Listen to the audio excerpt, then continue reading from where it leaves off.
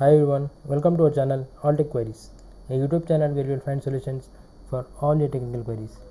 So today I am going to show a tutorial on how to freeze rows and columns in Google Sheets. So before we start the video, please click on the like button and also subscribe to our channel. So without wasting much time, let's begin. So this is our Google Sheets. Now if you scroll here and the heading is not visible, so if you are typing something here, you need to go up and see what heading is there, which column it is. So to solve this problem, we can freeze cells. So how you can do that? You can see two gray color lines here which indicates rows and columns.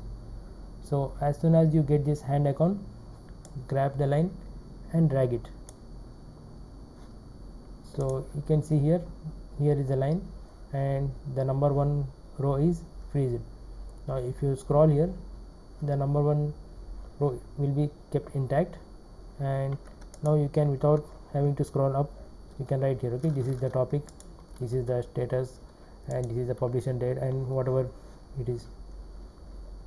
So similarly what you can do, you can also freeze columns. So for that you need to go here, use this line, hold it and drag it. Okay, so I am going to freeze these two cells. So the good thing about Google Sheets is you can freeze more than one cells. For that, see, once you have freezed these cells, now if you want to freeze more cells, what you need to do is keep your mouse cursor here, you will get this icon, hand icon, then grab that line and move it down. Okay, so these cells are freezed. So here you need to be careful because there is one more option here.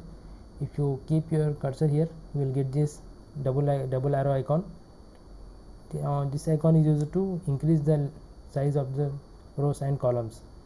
So if you move this, the size of the column will be increased, and so on for rows.